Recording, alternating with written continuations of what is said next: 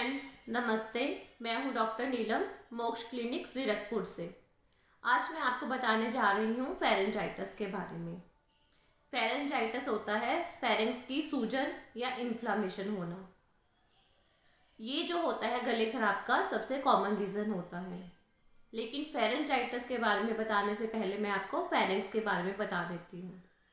Pharynx जो होती है ये 12 सेंटीमीटर लंबी जो है एक ट्यूब होती है एक तरह से, जो कि हमारे नाक वाले जो नाक का जो पिछला हिस्सा होता है वहाँ से शुरू होती है। फिर जो हमारे मुंह के पीछे जो हमें गला नज़र आता है वो मुंह वाला हिस्सा होता है फेरेंक्स का, और ये नीचे गले तक जाता है। और नीचे जो हमारी खाने वाली पाइप होती है, फूड पाइप, जो ऊसोफेगस होता है, उसके साथ जाके जो है जुड़ जाता है। जो नाक के पीछे हिस्सा होता है, क्योंकि नोज के पीछे होता है, तो इसको नेजोफेरिंक्स बोल दिया जाता है।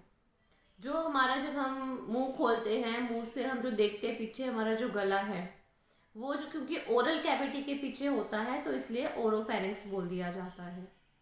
गले में जब ये जो फेरेंक्स होता है उसके आगे जो है हमारी जो सांस की नली होती है, जो फेफड़ों से विंड पाइप जो होती है, मतलब वहाँ से एक पाइप जो है न्यू जो है ओपनिंग होती है। आगे जो होती है वो होती है हमारी सांस वाली नली, विंड पाइप, जिसको कि लैरिंक्स बोल दिया जाता है। और पीछे जो है ये फेरिंक्स होता है। उसके बाद नीचे जो फेरिंक्स होता है वो हमारी जो खाने वाली पाइप होती है उसके साथ जो है ज्वाइन हो जाता है। अब फेरिंक्स में टॉन्सिल्स भी होते हैं। जो टॉन्सिल्स होते हैं अगर उसमें सूजन हो तो उसको टॉन्सिलाइटिस बोला जाता है। इसके बारे में मैं आपको टॉन्सिल्स के बारे में बाद में बताऊंगी। अभी सिर्फ फेरिंक्स के बारे में बताती हूँ। फेरिंक्स में जब सूजन हो जाती है तो उसी को फेरेंजाइटिस बोला जाता है। फेरेंजाइटिस होने के जो कारण होते हैं, मतलब जो फेरिंक्स है, अगर इसके अंदर जो परत होती है म्यूकस मेम्ब्रेन, इसमें सूजन हो जाती है, इन्फ्लामेशन हो जाती है, तो उसी को फेरेंजाइटिस बोला जाता है। इसके जो कारण होते हैं, या तो होता है इन्फेक्शन, जैसे वायरल इन्फेक्शन हो जाता है, बैक्टीरियल इन्फेक्शन हो जाता है, फंगल इन्फेक्शन हो जाता है, या फिर एलर्जीज होती हैं। क्योंकि नेचुरल सी बात है कि नाक के पीछे जो हमारा फेरेंक्स होता है, तो जो रीज़न हमारी नाक की प्रॉब्लम के होते हैं, जैसे मान लीजिए कोल्ड है, सर्दी है, ज़ुकाम है, वायरल इन्फेक्शन हो गया, बैक्टीरियल इन्फेक्शन हो गया, या एलर्जी की वजह से हमें नाक में ज़ुकाम होता है, साइनोसाइटिस होता है, छींकें आती हैं, तो यही इन्फेक्शन जो है पीछे फेरेंक्स में हो जाता है, तो जिसको फेरेंजाइटिस बोल दिया जाता है। मतलब जो रीज़न्स हमारे वायरल है, बैक्टीरियल है, फंगल इन्फेक्शन है, हमारी एलर्जीज है, स्मोक है, डस्ट है, धुआं है, या हम ऐसे इन्वायरमेंट में रहते हैं जिसमें डस्ट बहुत ज़्यादा है, तो ये सारे जो रीजंस होते हैं फेरेंजाइटिस के होते हैं। इसके अलावा जो हमारा मुंह है, जो हमारा माउथ है, जो ओरल कैविटी है, इसके जो पीछे वाला हिस्सा है फेरेंक्स, अगर हम मान लीजिए मुंह की सफाई नहीं रखते हैं, हमें मुंह में कोई बैक्टीरियल इन्फेक्शन है, फंगल इन्फेक्शन है, कोई वायरल इन्फेक्शन है, तो वो इन्फेक्शन जो है हमारे गले के पिछले हिस्से में हो जाता है, मतलब स्प्रेड हो जाता है, तो उसको फेरेंजाइटिस बोला जाता है।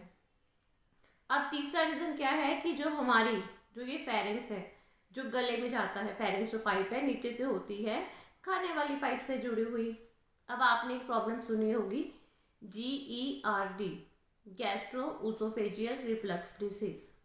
इसमें होता है कि हमारी जो खाने वाली पाइप होती है, जब हम लोग खाना खाते हैं, खाना खाने वाली पाइप से होकर पेट में चला जाता है, तो खाने वाली पाइप और पेट के बीच में कवरिंग होती है, जो ढक्कन की तरह कह सकते हैं कि जैसे खाना जो खाने वाली पाइप से पेट में चला जाता है तो वो कवरिंग जो है अच्छे से बंद हो जाती है। लेकिन कुछ पेशेंट्स में, कुछ लोगों में जो है वो कवरिंग जो है अच्छे से बंद नहीं हो पाती है, जिसकी वजह से खाना ऊपर को आता है। अब ऐसे लोगों में क्या होता है, जब पेट का एसिड और ये खाना बार बार ऊपर को आता है तो खाने वाली पाइप में तो जो जलन होती है, इन्फ्लामेशन, स्वेलिंग होती है, लेकिन यही जिनमें ज़्यादा प्रॉब्लम होती है गले तक आ जाता है। तो इसकी वजह से भी जो है गले वाला जो हिस्सा होता है उसमें फेरेंजाइटिस होता है। इसकी वजह से भी बार बार रिफ्लक्स होने की वजह से जो है उसमें फेरेंक्स में जो है सूजन और इन्फ्लामेशन जो है हो जाती है। जिन लोगों की इम्यूनिटी कम होती है, बॉडी की रोगों से लड़ने की क्षमता कम होती है, ऐसे लोगों में भी फेरेंजाइटिस के चांसेस जो है ज़्यादा होते हैं। अब फेरेंजाइटिस के लक्षण क्या है कि सबसे पहले तो गला खराब, क्योंकि नाक के पीछे का हिस्सा, जो मुंह के पीछे का हिस्सा और गले के पीछे का हिस्सा जो है कहीं ना कहीं एक दूसरे से लिंक होता है। इसका जो सिम्टम, जो लक्षण है वो कॉमन आता है गला खराब।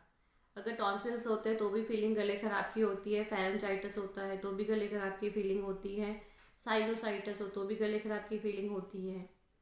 तो अब इसमें क्या होता है कि क्योंकि नाक के पीछे नेसोफेरेंक्स है, नाक के पीछे है, तो जो जैसे नाक में से पानी आना, रनी नोज़ है, ये भी फेरेंजाइटिस का एक लक्षण होता है। सिर में दर्द होता है, और क्योंकि जो कान की जो ट्यूब्स हैं वो आपकी फेरेंक्स में खुलती है नाक के पास, तो इसीलिए कुछ लोगों में कानों में दर्द भी होता है, कानों से रिलेटेड सिम्टम्स भी होते हैं।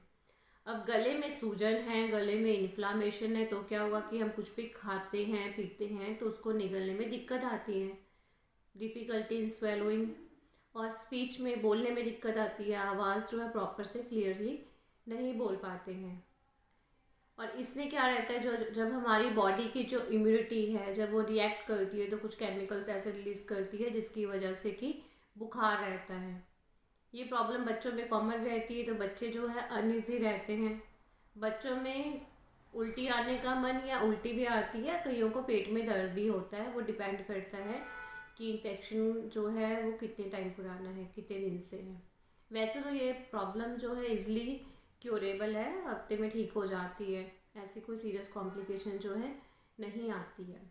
जिनको फेरेंजाइटिस होता है उनको साइनोसाइटिस होने के चांसेस भी होते हैं, और जिनको राइनाइटिस होता है, मतलब नाक की म्यूकस मेम्ब्रेन में सूजन होती है, इन्फ्लामेशन होती है, उनको साइनोसाइटिस हो जाता है, मतलब साइनस की सूजन और इन्फ्लामेशन। ऐसे ही लोगों में फेरेंजाइटिस भी होता है, मतलब जो नाक का पिछला हिस्सा है उसमें सूजन और इन्फ्लामेशन होना।